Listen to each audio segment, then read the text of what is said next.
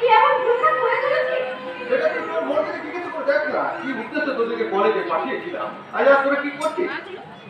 আর বলবি সেদিকটা কথা বাগানে খুব সুন্দর সুগন্ধিযুক্ত ফুলের মধ্যে একটু ঠান্ডা থাকে। ও সেই জন্যই বুঝি তোরা বাদ দিয়ে স্বপ্নটাকে বিতরণ করছিস। ওগুলো তো বয়সে ধর্ম বটা, ধর্মকে বাদ দিয়ে তো মানুষের জীবন নয়। বাহ, বেশ সুন্দর কথা বলতে শিখেছিস তো। তা এই কথাগুলো কি ওই কলেজের দিকে নাকি এই জন্য আলাদা কোনো মাস্টার মশাই আছে? বটা না রে না, এটা লজ্জা পাওয়ার কিছু নেই। তা তোর সেই মাস্টার মশাইকে কোথায়? তুমি কি আমার কথা বলছো দাদা? ব্যাস হয়ে গেল। ঠাকুর ঘরে কে রে? না আমি তো কলা খাইনি। তুমি ভুল বুঝছো দাদা, আমি তোর শুধু একটা কথা বলতে চাই, তোর এমন কোনো কাজ করিস না যাতে করে সারা জীবন তোদের অনুভূতির রক্ষী করে ভাবতে পারে। দাদা আমরা কি কোনো ভুল কাজ করে ফেলেছি? জানি না রে, জানি না। ভুল থেকে বিচারও আমি করছি না। শুধু একটা কথা মনে রাখিস, মানুষের হাত যত লম্বাই হোক না কেন, সে আজ কিন্তু সে ধরতে পারে না। দাদা এবার তোমার কথার অর্থ আমি বুঝতে পেরেছি। আমার সঙ্গে নজরে যে সম্পর্ক তৈরি হচ্ছিল, তাহলে আমিও তোমার পরশ করে কথা বলছি না। যত বলছো আমার এই ছোট্ট হাত দিয়ে সে হাত আমি ধরবই। It is my challenge. কেমন মাই ডিয়ার সিস্টার, জীবনের প্রতিটি পদক্ষেপকে চ্যালেঞ্জ হিসাবে না নিলে কেউ কোনোদিন বড় হতে পারে তোমার বলছে কি? তোরা তো চিনতে পারলাম না। না। চিনারই কথা স্যার, আমি আপনার বাড়িতে প্রথম আসলাম। তোমার পরিচয়? আপনার কাছে রোগী আর রোগীর কাছে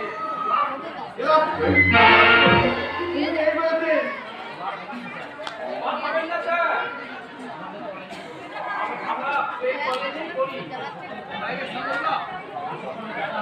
আর সকলে দাদা হয়ে কলেজে দাদাগিরি করে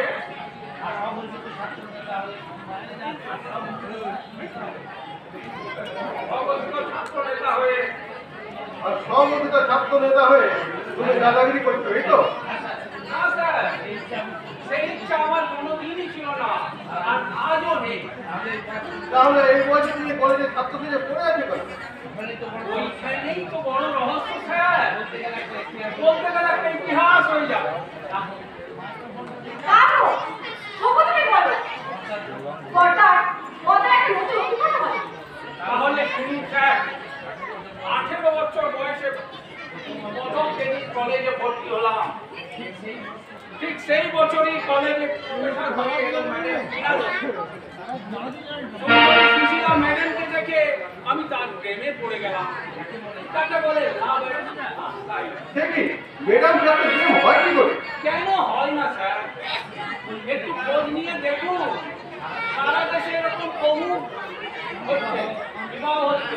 তা করুন, কিন্তু তারপর তোমার কি হলো? স্যার, সারা কলেজে বিশুদ্ধ গ্যাস অগ্নিয়াগিরি গলন্ত লাভার মতো ছড়িয়ে পড়লো আমার প্রেম সাথী। সে কথা গিয়ে পৌঁছালো ম্যাডাম টিনাগড়ের কানে। হঠাৎ একদিন তিনি সে আমায় দেখে পাঠালেন। তা মেয়েকে উত্তর দিল তো? তাহলে তো ভালোই হতো, এই প্রেম রোগ থেকে অন্তত আমি মুক্তি পেতাম। কিন্তু নিয়ে গিয়ে বললো, দেখ নেউল, তুই ছাত্র আর আমি ম্যাডাম।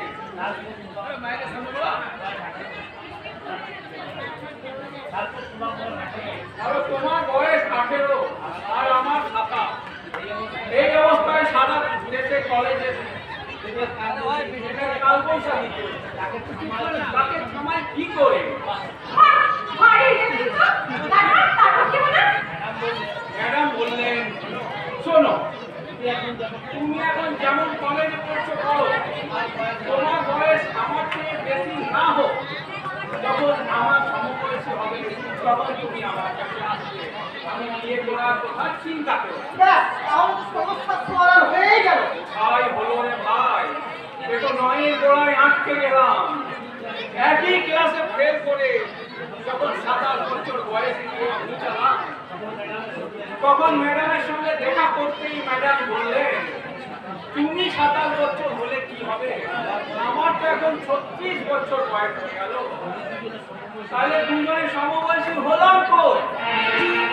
তুমি কি মনে করো তুমি এই সমবয়সী লড়াই কোনোদিন জিততে পারবে? কোনোদিন পারবে ম্যাডামের সমবয়সী হয়ে তাকে বিয়ে করতে? বিয়ে তুই যাক। এমনিতেই তো দেখি ম্যাডাম চুলের নিচে চোখ করে সিঙ্গুর করে কলেজে আসে।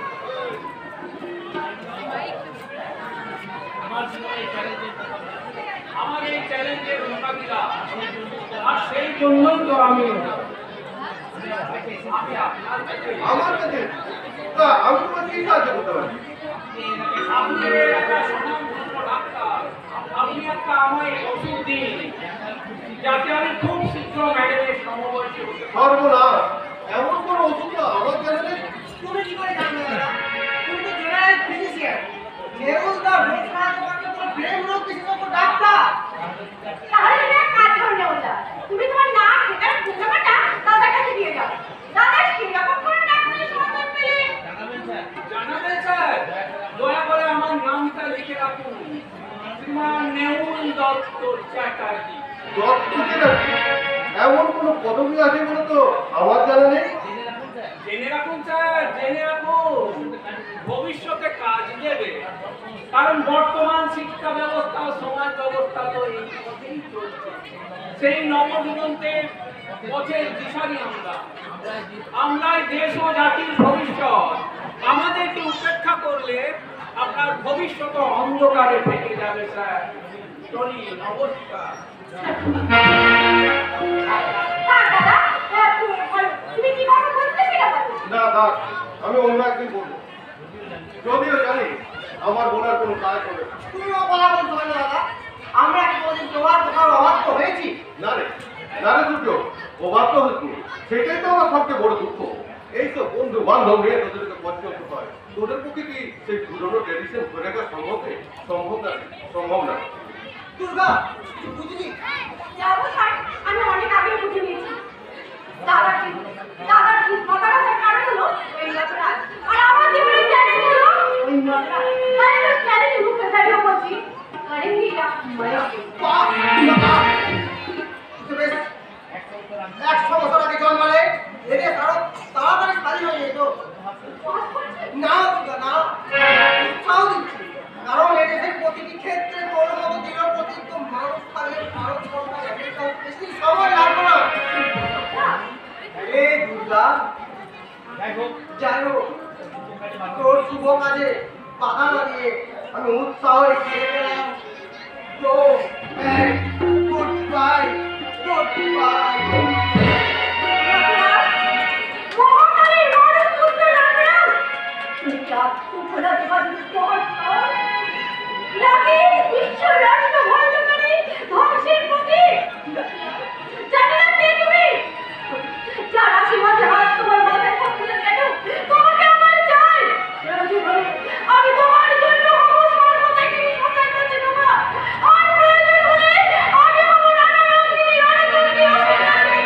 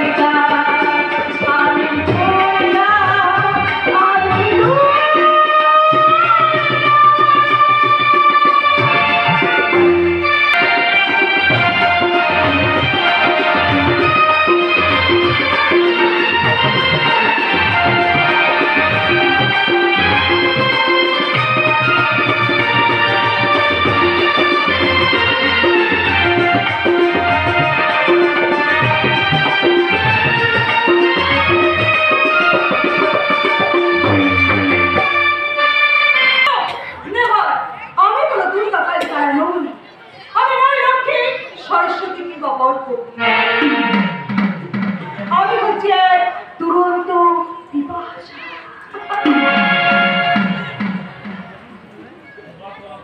আমি বর্তমান সমাজের নগ্ন সমাজ ব্যবস্থার ওই সত্য বিউটি পার্লার থেকে বেরিয়ে আসা স্ট্যাচু। আমার কাছে যেমন আশায় আসবি সেদিন ফল পাবি। কেউ যদি জেনে বুঝে আমার ফোন করতে বলতে বডিতে ইচ্ছে করে তুমি আমাকে ধাক্কা মারলে কেন? আরে তুই বাদর না হবি রে। এই পথে ঘাটে মেয়েরা বুঝি ছেলেদের ধাক্কা মারি। এই তো এখানে এতগুলো মানুষ বসে আছে। আমি তো ধাক্কা মেরেছি তোমার। আসল কথাটা তো বলে ফেললি। আসলে এই ফোন করতে ভোল্টেজ বডিতে ধাক্কা মেরে কাজ সামলাতে না পেরে পড়ে গিয়ে এখন ধর্মান্ত শিবির গীতা বিমুখ করে। এই তুমি আমার বাবা গাড়ি আনো।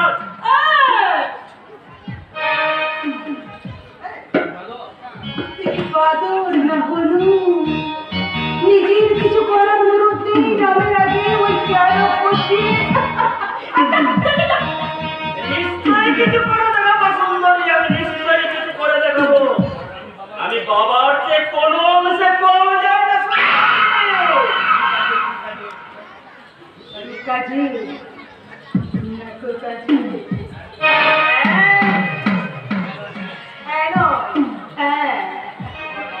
তোমার বাবা আমি আমার বস ওই কালিও না অনেক কবি জলের মাছ ছিল না।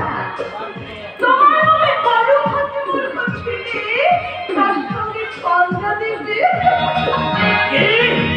অনুগত করতে ছেলে সব কাজে বাবাকে টেক্টো দিয়ে দেবো, বাইরে বুঝিয়ে দেবো। আমি কিসে সে কম নেই, এটা আমি এখনো জানি না। ভাই ভাই তোমার কথা কেন বলছেন? আমি তো আপনার কথা মতো সব কাজটা সুন্দরভাবে করো। তাহলে কত রাতের সেখান থেকে 10 কীর্তি পাচার করতে গিয়ে পুলিশের হাতে ধরা পড়লো কি করে? একে তো ঠিক চিনতে পারলাম না। চিনবে এবার আপনি আমাকে চিনবেন। আমি আপনার বিজ্ঞাপনে দেওয়া পিয়ে পিপাসা। মিটিয়ে দেবো স্যার। যদি পিপাসা মিটে যায় থাকবে আশা, আর যদি আমাকে পছন্দ না হয় তাহলে শুধুই দুরাশা। তোমাকে দিয়ে চল পিপাসাটা মিটবে না।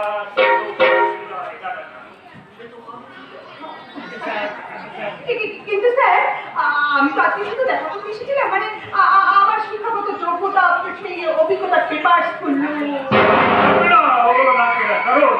ওই পেপারগুলোর উপর নির্ভর করে যে চাকরিটা হতো তাহলে দেশের লক্ষ লক্ষ ছেলেমেয়েরা আজ বেকার থাকতো না। ওই পেপারগুলোর উপর নির্ভর করে যে চাকরিটা হতো তাহলে দেশের সুশিক্ষিত সন্তানরা ওই রাস্তার ধারে বসে দীর্ঘদিন অনুসরণ করতো না।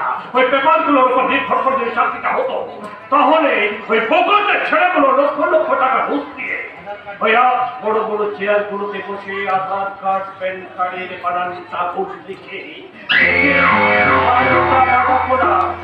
তাই আমি তোমাকে পেপারগুলো ছাড়াই আমি নিয়োগ করলাম। তুমি যে এখন এখানে দাঁড়িয়ে আছো, কোথায় যাবো কি করবো তা তো আপনি বলে তোমাকে আমি দাঁড়িয়ে থাকতে বলে দিই। তাহলে দাঁড়িয়ে আছো কেন? যাও, যেহেতু ওই কাজটা তোমার দায়িত্বের মধ্যে করে না, তুমি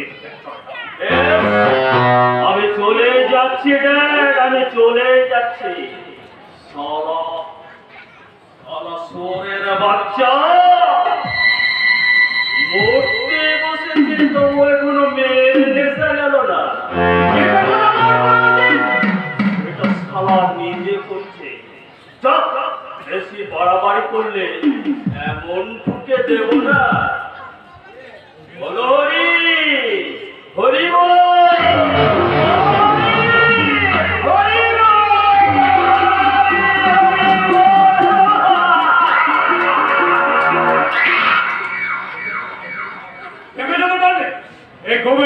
জন্যই আমাকে এখন এতগুলো কারবার সামলাতে হয়। আর হবে না, কোনো চিন্তা করতে হবে না স্যার। আমি যখন আপনার বিয়ে হয়ে এসে গেছি তখন আপনার ওই গভীর পাল্টা ছেলেকে আর কিচ্ছু সামলাতে হবে না, সমস্ত কারবার আমি সামলাই।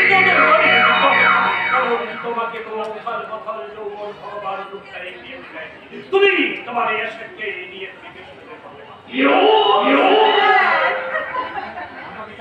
আমাকে চাকরিতে নিয়োগ করার জন্য আর আমার এই রূপীর প্রশংসা শুনে আমার যে আপনাকে নিয়ে এখানে নাচতে ইচ্ছা করতেছে।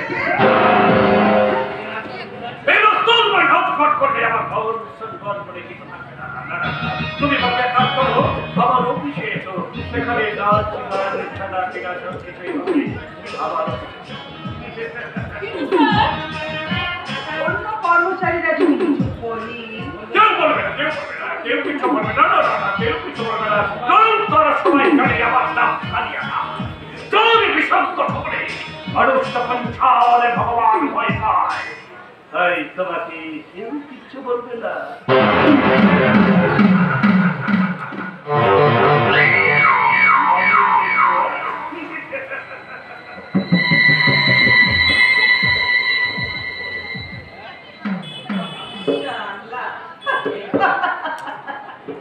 এটাই বলে ট্রেডমার্ক ভদ্রলোক। এরাই সারা অফিসে বসে নিয়ে যত রাজ্যে কাজ করবে, ছেলে মেয়ে এরা একসঙ্গে হয়ে পূর্তি করবে, নার্সিং হোমে অসামাজিক কাজ করে এরা দেশের সর্বনাশ করবে, আর এরা মঞ্চে দাঁড়িয়ে টাকার জন্য গালে ভরা ভাষণ দিয়ে হয়ে যাবে সমাজ সেবক। তাতে কি হয়েছে ম্যাডাম? আর দেশটাতে এইভাবেই চলছে। কে তুমি? সৌদাগর, অবশ্য মধুরূপী ভ্রমণও বলতে পারো, কারণ যে রূপে দাঁড়িয়ে নিয়ে তুমি এই উদার্ত ভ্রমণকে আকর্ষণ করছো। Shut up! আমার হাত ছেড়ে দাও, নইলে তুমি চিৎকার করতে হবে।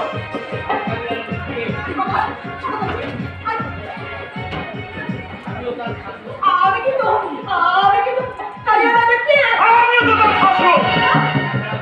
তাছাড়া আমি পুরুষ, তুমি কিন্তু নারী। তুমি ক্ষুধার্ত ফুল, আমি ক্ষুধার্ত ঘন। আমি তোমার বুকে বুক রেখে আরে সেই চিৎকার শুনে কেউ ছুটে আসার আগে এই ক্ষুধার্ত ভ্রমণ সংকোচন এনেছে ভ্রমণের গলাটা চেপে ধরতে।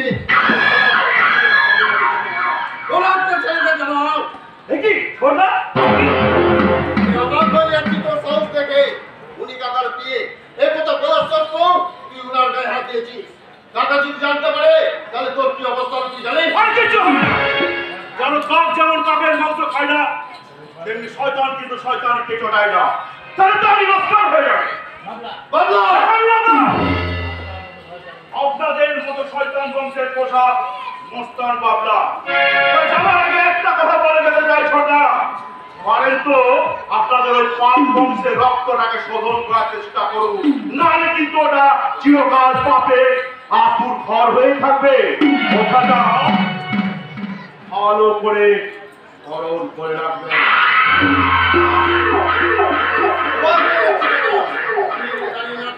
আমি অফিসে চলে যাব, নাহলে হয়তো কোনো বিপদে গেলে আসতে পারে।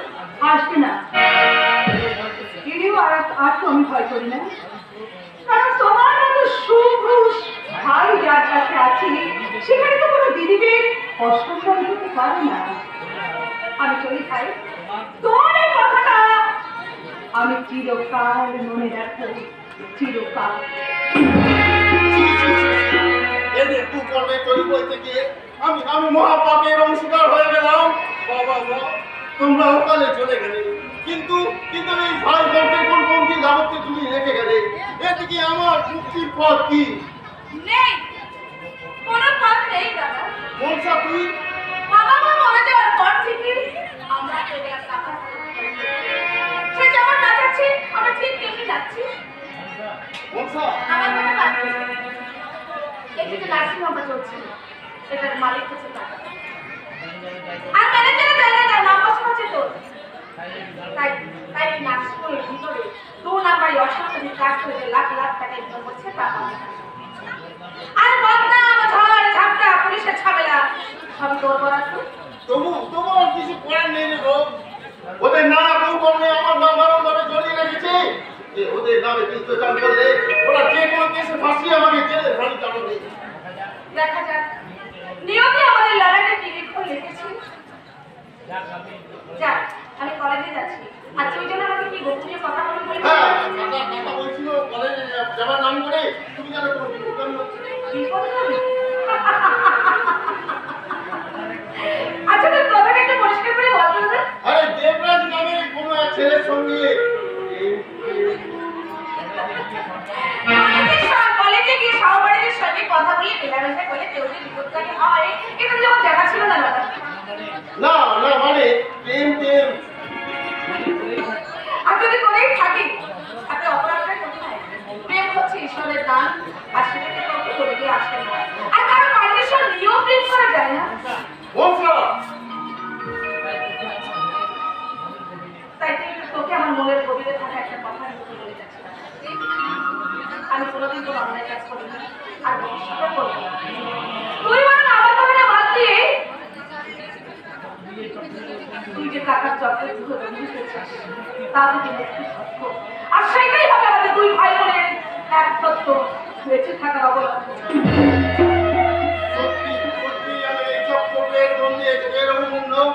যে চক্রের বন্দী হয়ে অর্জুনের পুত্র অভিমন্যুকে মৃত্যুবরণ করতে হয়েছিল তেমনি একই চক্রের বন্দী হয়ে আমার মৃত্যু হয়ে গেল।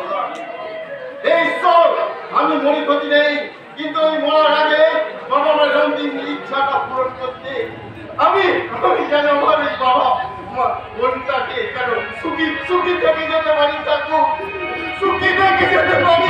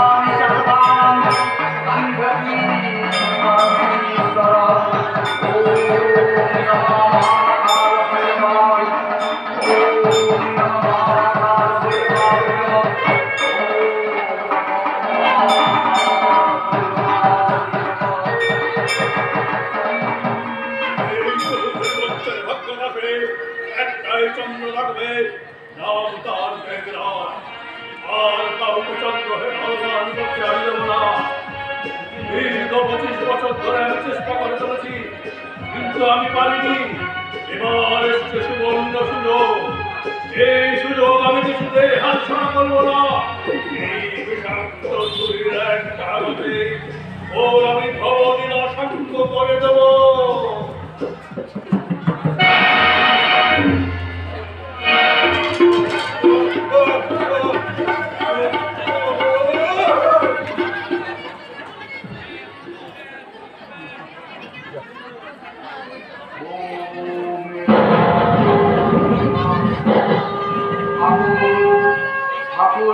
সবার মঙ্গল করো ঠাকুর, তুমি সবার মঙ্গল করো।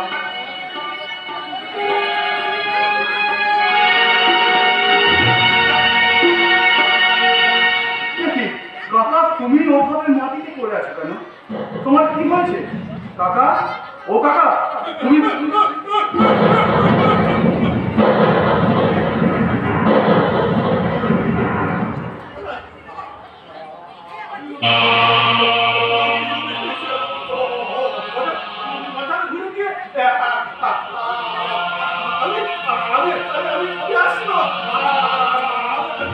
দাঁড়াও কাকা, আমি সব বুঝতে পারছি। তাই যাওয়ার সময় তোমার ছুরিটা তুমি তুলে নিচ্ছ।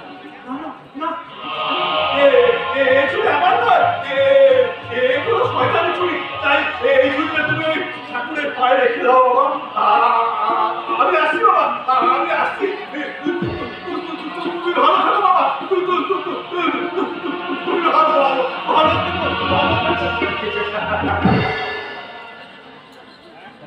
জানি না এই জগৎ সংসার আজ কোন পথে চলেছে।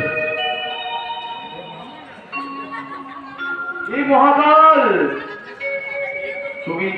তুমি সকলকে বিপদ থেকে রক্ষা করো ঠাকুর, তুমি সকলকে এই বিপদ থেকে রক্ষা করো। ওম নমঃ শিবায়, ওম নমঃ শিবায়, ওম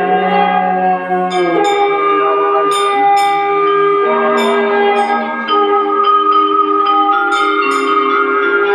কি হলো?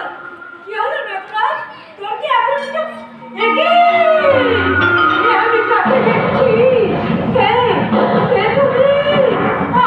তোমার কি পড়ে দিছে? আমার চোখ ঝুঁকে যাচ্ছে কেন? সত্যি সত্যি কি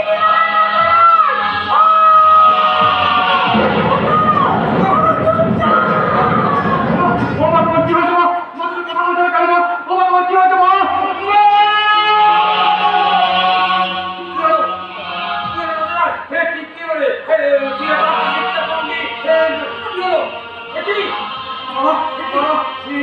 কি করো না, করো না। মা হঠাৎ চিৎকার করতে গিয়ে পড়ে যাচ্ছিল, আমি ধরতেই মা অজ্ঞান হয়ে গেল। বাবা, মা অজ্ঞান হয়ে গেল।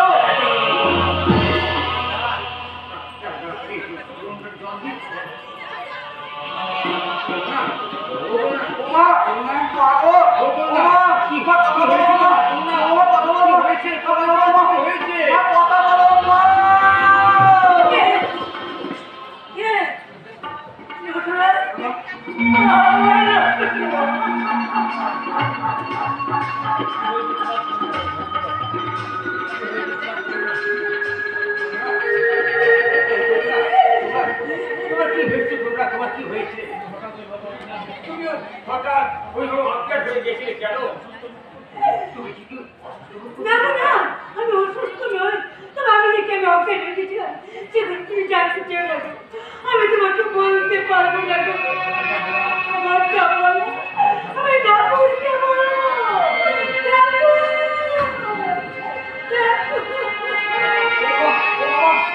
বাবা, তুমি ভাবে একটু শান্ত করো বাবা। আমি জানি বাবা, যদিও আমার মায়ের কিচ্ছু হবে না, তবু কোনো বিপদ কি ছোট হয়ে দেখা উচিত নয় বাবা, ছোট করে দেখা উচিত নয়। আমি তোমায় বলছো বাবা, তুমি মায়ের একটু খেয়াল রেখো। আমি রাস্তার মধ্যে একটা ফোন করতে যাচ্ছি। আমি ফোন করতে চাই। ঘরে যা।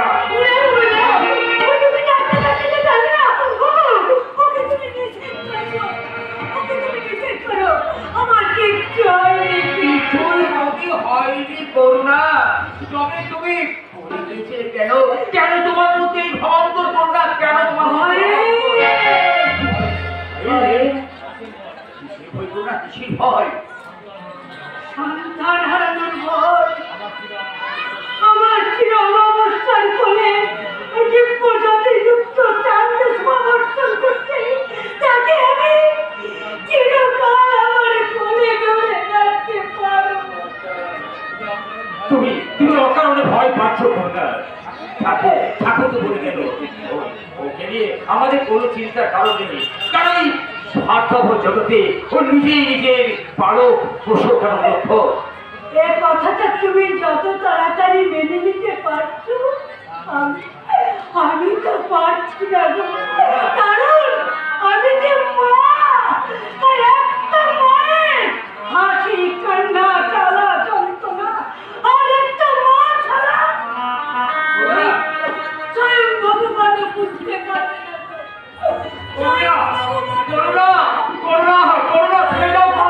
তুমি শুনে যাও করুণা, তোমাদের মতো ভাইয়ে সমস্ত জ্বালা যন্ত্রণা ব্যথা বেদনার একমাত্র ঔষধ চোখের জল। কিন্তু সেই সেই চোখের জলকে বুকে চেপে রেখে এই সংসার নবসহার করে যে অব্যক্ত যন্ত্রণা তা শুধু এই বাবার ঘরে করোনা, আর কেউ পারে না করোনা, আর কেউ পারে না বাবা। আমি সব শুনছিলাম বাবা, তা কেন হবে বাবা? দাদার মতন ব্যক্তিগত সন্তান যার, তার দুটো অপক্ষ যোদ্ধা দাপাদাপি করবে কেন বাবা? বলে দে যে যেদিন তুই সন্তান থেকে বাবা হবি সেই দিন বুঝবি রে, সেই দিন বুঝবি। তাহলে তোমার মতন ব্যক্তিগত বাবার ছেলে হয়ে আমি কি সেই অব্যক্ত যন্ত্রণার কারণ বাবা? কেন দাদা ছাত্র পিছিয়ে আনলে কেন? ভগবান তো ছেলের গালে চারটা বসিয়ে দিয়ে বুঝিয়ে দিতে পারলো না এটা নন্দনপুরের চৌধুরী পরিবার, এখানে কারো জন্য ভিন্ন বিচার হয় না। কাকা তুমিও সত্য স্পষ্ট কথা বলে তোমার পুত্রকে আসি করে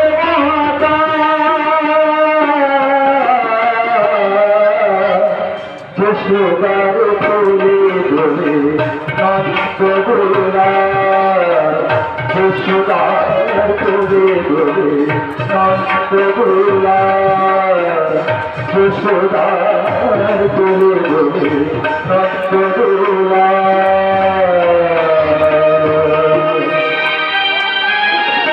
এরপর 25 বছর পরের ঘটনা। না না না নাচ গান নাটক যাত্রা কোনো বিনোদন অনুষ্ঠান কলেজ সোশ্যাল ফাংশনে হবে না। সারা দেশ আজ করোনা করোনা দিতে আক্রান্ত, তাদের উপযুক্ত সেবা যত্ন করার পরিবর্তে সারা কলেজ আজ সরস্বতী পুজো করে ফাংশন নাচ গান নিয়ে মশগুল। তাতে কি হয়েছে রানী? তাতে কি হয়েছে? এই বয়সের ছাত্ররা একটু নাচ গান করবে না তো হিমালয় পর্বতে কোথায় বসে ফ্যান করবে নাকি? আরে ধ্যান না কেন? তাদের মনে রাখা উচিত যে এটা একটা মেডিকেল কলেজ, এখানে সবাই ডাক্তারি পড়তেছে, বাংলা করতে নয়। কেউ বাংলা করেনি সুন্দরী, কেউ বাংলা করেনি। তবু যখন তাদের বাংলা দেখতে পাচ্ছ তো সেটাই করে দেখা। এই ছেলেদের পরিচালন কমিটির সভাপতি কালিয়া নাগের একমাত্র সুসন্তান। তাই দেখতে পেলেই মানব থেকে জানোয়ার পাবে, জানোয়ার থেকে মানুষ পাবে। আমার তো বাবা ভালো চাইলো, আমার হাতটা ছেড়ে দাও। যদি না ছাড়ে একটা চর মেরে পাপের নাম ভাঙিয়ে ভালো ছেলে সালের মোটা কি করছেন ম্যাডাম? আপনার এই গণভাগের দেহটা, হ্যাঁ আপনি ওর গায়ে চড় মেরে আমি কি করছি? অথচ তুই আমাকে ইন্টারনেটে অপমান করছিস। দর্শন কথা, তুই আমার ভাই আর দুর্গা আমার ক্লাসমেট, তাই কাউকে অপমান করার ইচ্ছা আমার নেই। আমি শুধু একটা কথা এখানে বলতে এসেছি। আর কোনো কিছু বলার আগে মন দিয়ে ভালো করে কথাটা শোন। তো ম্যাডামের এত বড় সাহস যে এই কলেজের সোশ্যাল ফাংশন বন্ধ করার জন্য আন্দোলন করছে। তাই বলবেন না। আর আপনি এই কাজে কতজন লোককে নিয়োগ করেছেন? এদেশ থেকে যত কুসংস্কার কুৎকার বিলুপ্ত হয়েছে তার বিরুদ্ধে প্রথম লড়াই করে একজন, তারপর ওঠে লক্ষ জনের ঝড়। এই লোকজনের ঝড়কে আমি চিরতরে স্তব্ধ করে দেবে। এক পুলিশের ঝড়ের অঙ্কুর কেন?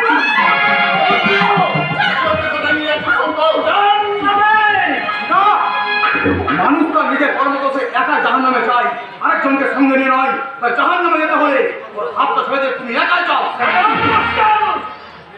তুই আমাকে জ্ঞান দিচ্ছিস? না না না না না, ছায়া জলে পড়ে কাদায় নয়। সুতরাং জ্ঞান তাকেই দেওয়া যায় যার মধ্যে সামান্য বিবেক বুদ্ধি মনুষ্যত্ব বলে কিছু থাকে।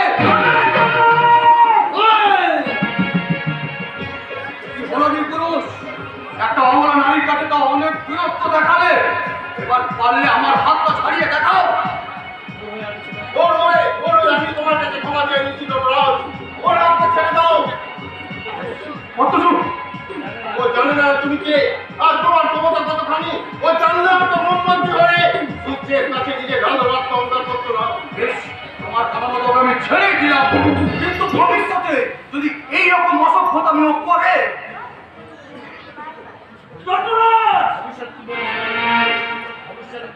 ভবিষ্যতের কথা কি বলছি?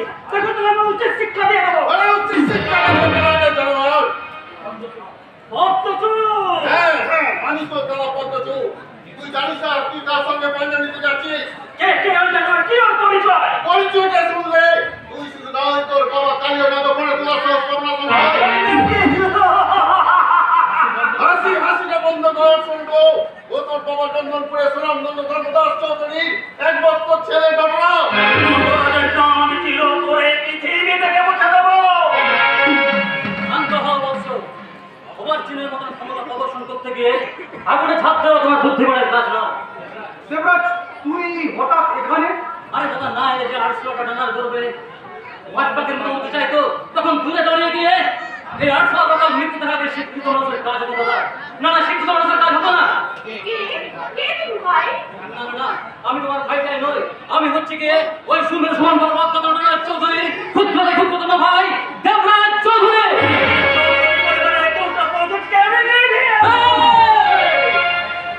অনেক শুনলাম তোর বাক্যের হুকুম, এবার যা বাড়ি যা। অপমান, তোদের এই অপমানের প্রতিশোধ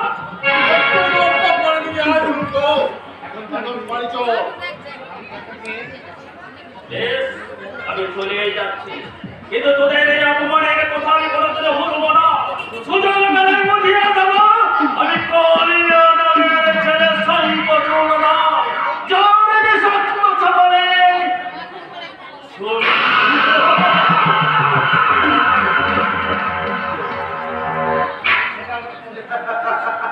দিস নেই তার কুলপনা চক্রটা ঠিক আছে। Congratulation mister Chowdhury. নমস্কার।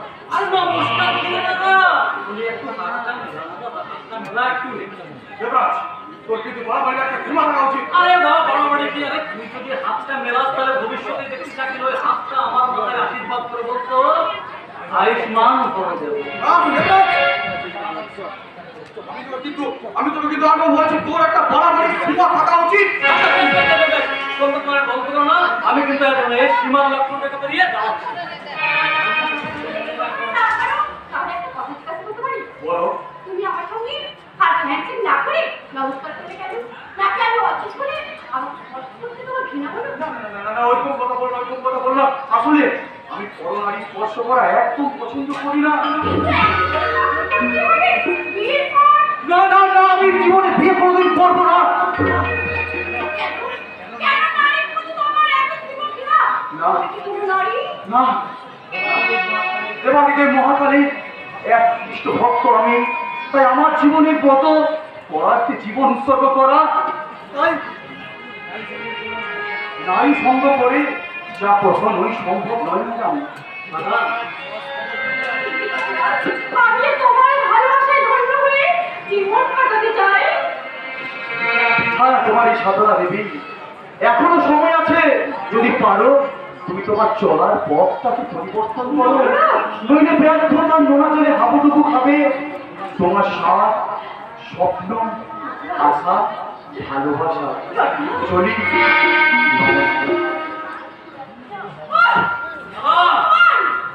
জীবনে আমার এই প্রথম নারীত্ব চরম অপমান। চোখের জল নাকি আগুন এটি উপশম করবো আমার এই বুকের তীব্র জ্বালা যন্ত্রণা। কি বলছেন ম্যাডাম? ঈশ্বর তোমার সর্বাঙ্গে এত সুন্দর রূপ দিয়েছেন, তাকে যদি কোনো পুরুষকে তুমি বশ করতে না পারো। পারবো, পারতে আমাকে হবে। Yes. এই নারীর তীব্র জ্বালা উপশম করতে তোমাকে সাহায্য করবো। আর তোমার নাম? আমার লাভ হচ্ছে কি পথ পরিষ্কার। তার মানে মানে দাদার একটা সদ্গতি না হলে আমি যে চিরকাল না বালক হয়ে তোমার পিছনে পড়ে থাকবো দেখি। প্লিজ তোমাকে সামান্য করতে আর নিজের বুকের জ্বালার উপশম করতে আজ আমি প্রতিজ্ঞা করছি। আর নকরাজ আমি আমার প্রেমের জ্বালার প্রতি করবার আর না হলে এই মহাকালের মন্দিরে রমাকালে তো হবে আমার জীবন আহুতি। জেগেছে উষ্ণ নিঃশ্বাসে জেগে উঠেছে ধরণীর বুকে কালো অন্ধকার। দেখা যাক কে হয় জয়ী, মহাকাল মন্দিরের পূজারী নটরাজ নাকি আধুনিক শিক্ষায় শিক্ষিতা এ যুগের বঙ্গ নারী দুর্গা। দুর্গা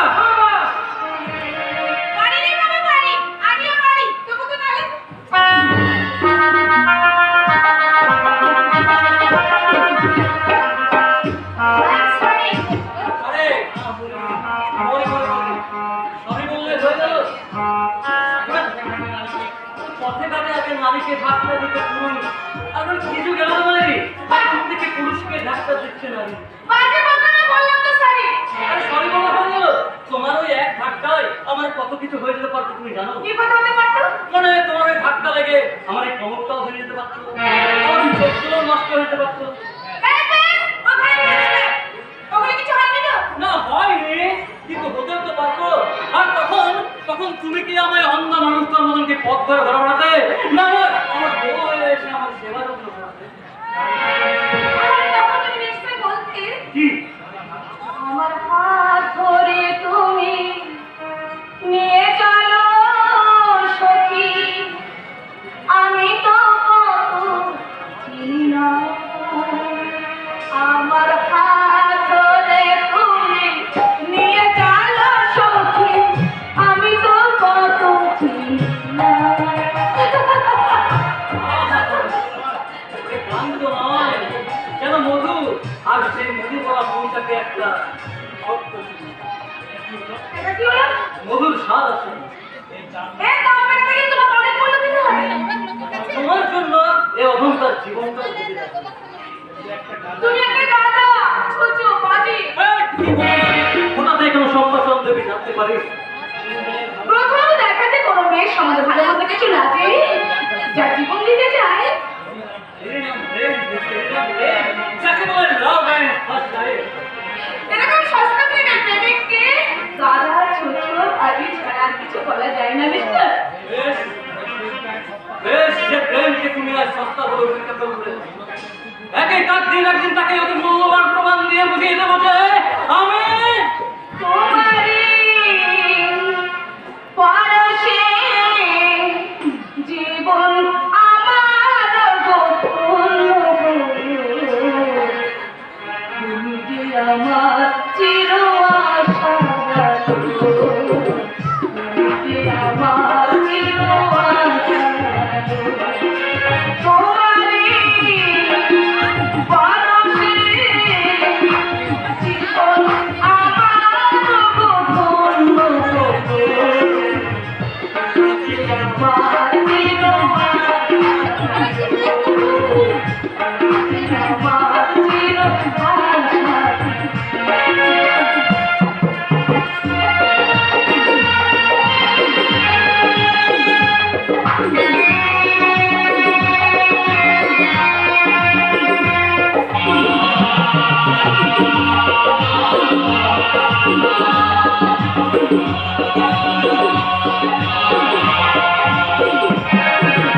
তুমি আছো আমারই অঝর প্রাণে, স্বপ্ন সাধন মানবিমানে।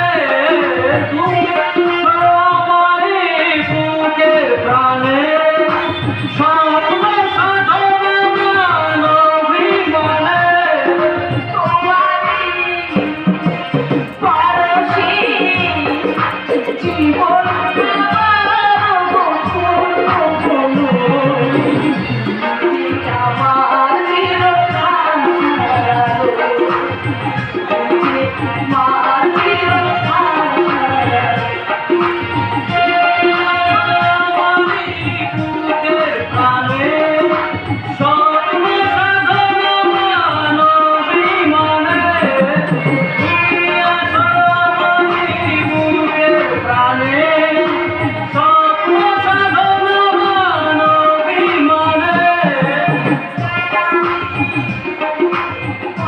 পরশে জীবন আমার গোপন, আমার চির আশা, তুমি আমার চির আশা, তুমি যে আমার চির আশা, তুমি যে আমার চির আশা, তুমি যে আমার চির আশা।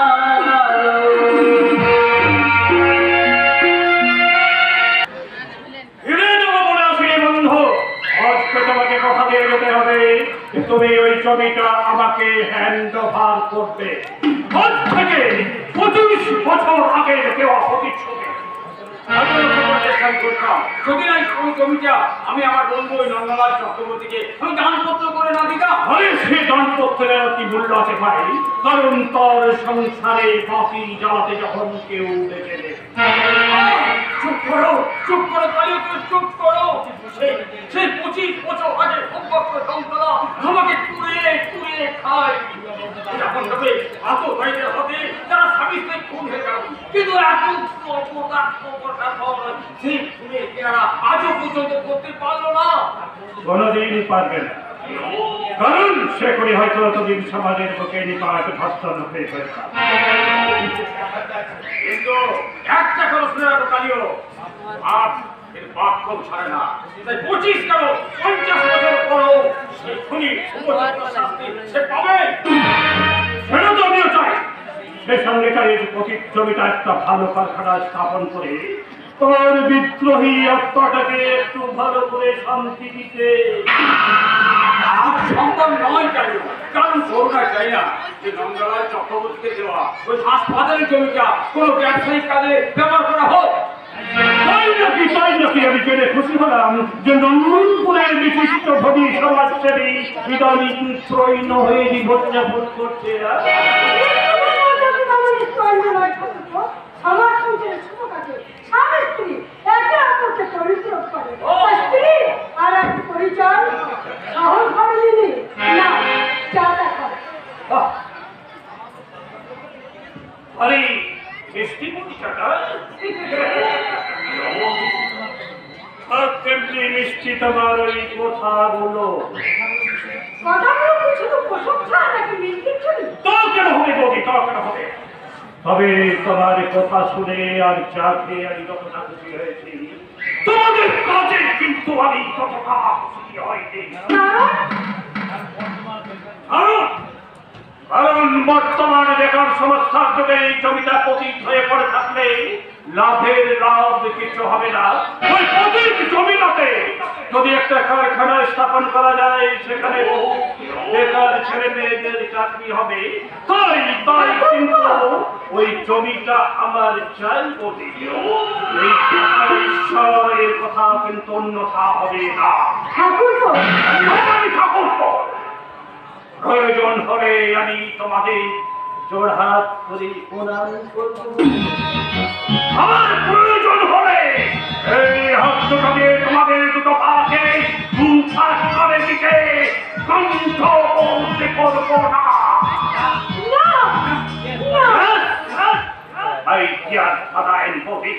আমার শেষ কথা শুনে রাখো, ওই জমিতে আমি কারখানা স্থাপন করবোই। এ আমার বিশ্বের প্রতিজ্ঞা, স্বয়ং ভগবানের অন্যতা করতে পারে।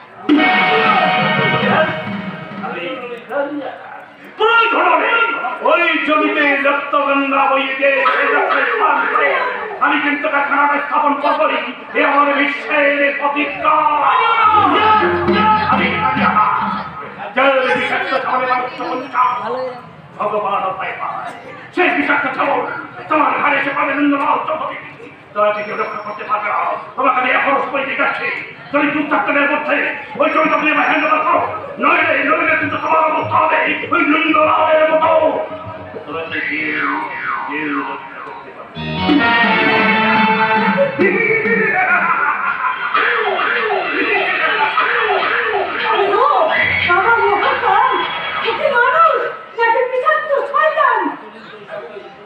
এতদিনের শয়তানটাকে আমি বন্ধুর আসলে বসে রেখেছিলাম করুণা, কিন্তু এটা আমার যে কত বড় মহাপাপ।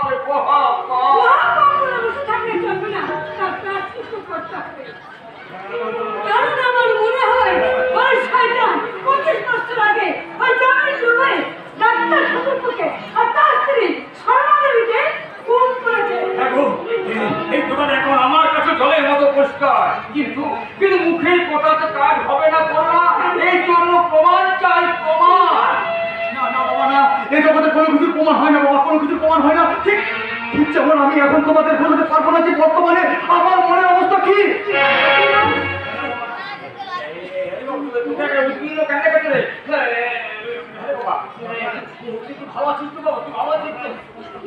কষ্ট করে বলো কি হয়েছে? তুই তো আমার সত্য স্নিগ্ধ কারণ অধিকারী চান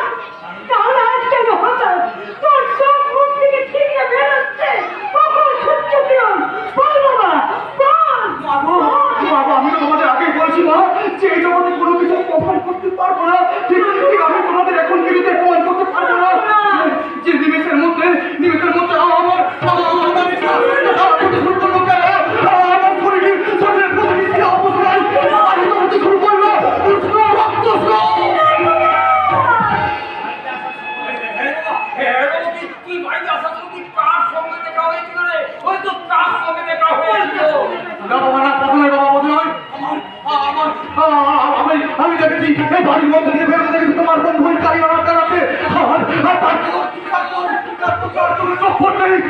ওই ভগবান শ্রীকৃষ্ণ যেমন পঞ্চ পাণ্ডবকে বিশ্বরূপ দর্শন করিয়েছিলেন, আমিও সেই অত্যন্ত দৃশ্যের মধ্যে হারিয়ে গেলাম। আমার মনে হলো ওই প্রকৃত নটরাজ হয়ে কাথই নৃত্যে ওই কালীর কথা সহ এই সমগ্র পৃথিবীটাকে আমি ধ্বংস করে ফেলি বাবা। আর তার সাথে দমিত হয়ে যাওয়া সমস্ত পাপ আর ব্যভিচারের সালাম।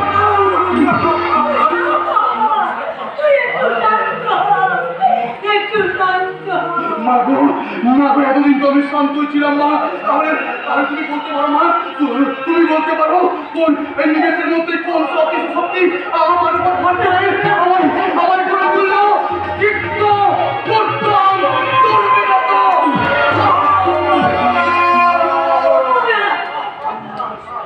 এই প্রশ্নের উত্তর তোমার জানার উত্তর দেবে সময় আর উত্তর কালের পথে নিয়ন্ত্রণকারী ওই মহাতা। তাহলে সেই মহাকালের পূজারী নয় কেন গুরুদেব? সেই মহাকালের পূজারী নয় কেন গুরুদেব? আমি তো আপনার কাছে শুনেছি গুরুদেব, আমি নাকি মহাকালের মানুষ পুত্র। তাহলে পুত্রের নিকট পিতার জিজ্ঞাসা প্রশ্নের উত্তর আমি কেন পাবো না বলতে পারেন গুরুদেব? কেন নিজের অন্তরাত্মার কাহিনী আমি এইভাবে চলে পড়ে চাই হয়ে যাব? আপনি বলুন গুরুদেব, আপনি বলুন।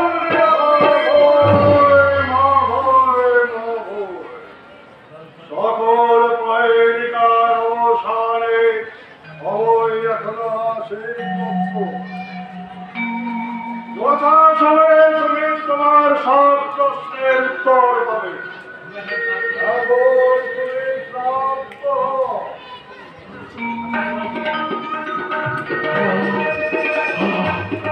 শান্তি কি ভয়ান শান্তি! আপনার স্পর্শে আমার সর্বাঙ্গে বিদ্যুৎ প্রবাহ ফেলে গেল কেন? আপনি কি গুরুদেব? তোমার গুরু আর ওই মহাকালের পূজারী। এর চেয়ে বেশি তুমি কিছু জানতে চাও না মাত্র, উত্তর পাবে না। যাও, তুমি তোমার কক্ষে গিয়ে এখন বিশ্রাম করো। গুরুদেব আপনারা বেশির রাজ্য গুরুদেব, আপনারা বেশির রাজ্য। বাবা আমি মনাচ্ছন্ন অবস্থায় আমি তোমাদের কি বলেছি আমি জানি না বাবা, আমি জানি না। যদি কোনো ভুল বলে থাকে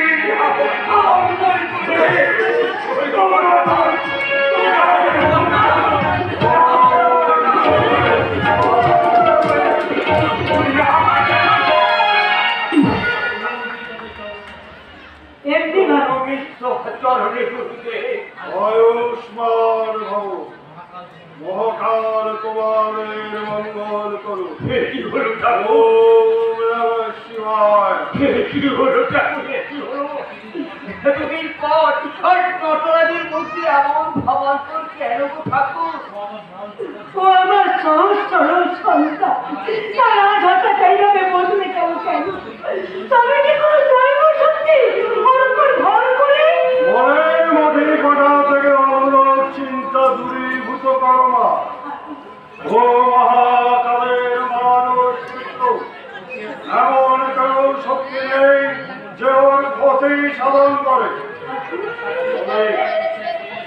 আর ও তোমার ওই নবাবসার করে সুন্দর চন্দ্র হয়ে স্নিগ্ধ আলো প্রদান করে যাবে।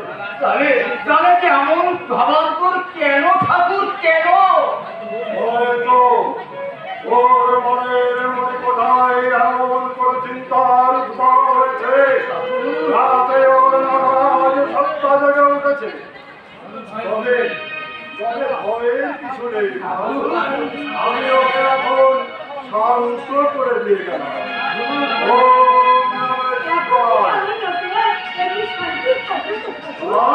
বলা যাবে না মা। ঠাকুর, তবে যখন যে কারণে হোক ও পুত্র বুঝতেই দেখে ভয় পেও না, কারণ ও কোনোদিন অন্যায় করবে না আর কারো অন্যায় সহ্য করবে না।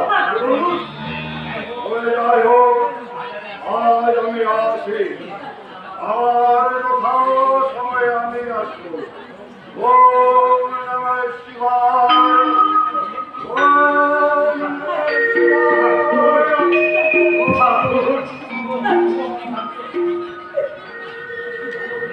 ওগো, তুমি কি ভাবছো গো? আমাদের নতুনরা আমাদের সাহায্য করো না, বললে না ও ঠাকুর বলে গেল, ও দেবাদিদেব মহাদেবীর অংশের জন্ম, ওর মধ্যে মাঝে মাঝে দেব সত্তা সৃষ্টি হয়, কিন্তু এতে ভয়ে কিছু লেগে পড়ো না। আছে দাদা আছে, ভুলে যেও না যে ভাগ হলো চন্ডা, আর সেই চন্ডালের অসাধ্য কাজ কিছুই নেই। তার মানে তুমি বলতে যাও ঘটনা ডাকের কথায় যা কিছু করতে পারে? না, তা ঠিক নয়, তা ঠিক নয়। সে অন্যায় কাজটা করলেও এমন কিছু অন্যায়ের প্রতিবাদ করবে যাতে ওর শত্রুর হাতে প্রাণ নাশ মুক্ত হতে পারে। ঠাকুর, এটা তুমি কি বলছো ঠাকুর? আমার নটরাজ শুধু নটরাজ নয় বৌদি, এই সমাজে তো ওর মতো প্রতিবাদ করে মানুষগুলো যেখানে সেখানে খুন হচ্ছে। না, না, আমার নটরাজকে আমি শয়তানের রচনায় কিছু শিখাতে দেবো না। আমি তাকে বলছি, আপনাকে প্রমাণ করে দেবো যে সন্তানের রক্ষা করবো। মা, সেই মায়ের মুখ থেকে তার সন্তানকে কেউ কেড়ে নিতে পারবে না গো, কেউ কেড়ে নিতে পারবে না। তুমি কি করলে অমৃত? তুমি কি করলে? ওই করোনার সামনে তুই এই কথাগুলো বলে দিলে। তুমি জানো না অমৃত যে মায়ের মন কত নরম, কত তুচ্ছ। আমি জানি দাদা, কিন্তু মিথ্যার মোড়কে সত্যকে কতদিন থেকে রাখবে দাদা, কতদিন থেকে রাখবে? তার মানে নটরাজের স্পষ্টবাদিতা আর যে কোনো অন্যায়ের প্রতিবাদের ফলে ওর ধীরে ধীরে শত্রু সংখ্যা বেড়ে না, হয়তো সেই শত্রুর হাতে একদিন ওর প্রাণ যাবে। তখন সহস্র সহস্র মায়া মমতা চোখের জল কোনো কাজে আসবে না দাদা। আর আমি বলছি পারে, কারণ এটাই বাস্তব, এটাই চিরন্তন সত্য। আজ তোমার চারিদিকে যে স্থানকের দল আছে, শক্তি অর্থ সামর্থ্য দিয়ে যাকে তুমি উপকার করছো, তারাই মাত্র তোমার চরম সর্বরা।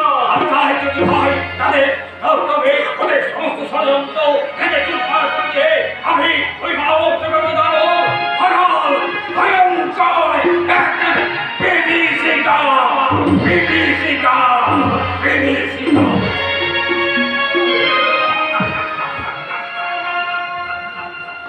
আমি কিছু করিনি, আমি কিছু করিনি, শুধু আমার আশ্রয়দাতা অন্নদাতা ভগবানকে একটা চক্কর দিয়ে রাখলাম। বলা তো যায় না, যদি আমার নিজের ছেলে ওই দেবরাজকে এই রাজপ্রসাদের রাজ সিংহাসনে বসাতে এই নটরাজের রক্তে আমার হাত লাগাতে হয়, তখন তো ওই চক্করটাই কাজে লাগবে।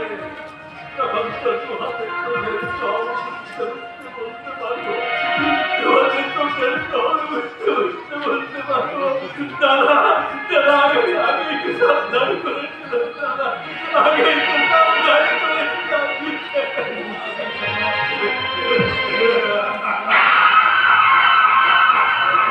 25 বছর ধরে ওকে আমি খুন করতে পারিনি, এবার আমার পক্ষেই হবে। হে দেবাদিদেব মহাকাল, হে দেবাদিদেব মহাকাল, তুমি আমাকে শক্তি দাও প্রভু, শক্তি দাও। আমি জনকে কান আছে,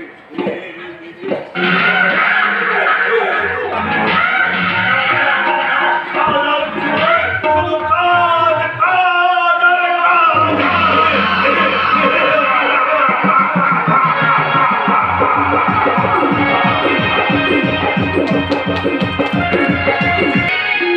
আর সারাদিন হাজার কাজের ব্যস্ততার মাঝে একটা কিনতে ঘুরে ঘুরে খাচ্ছে কেন?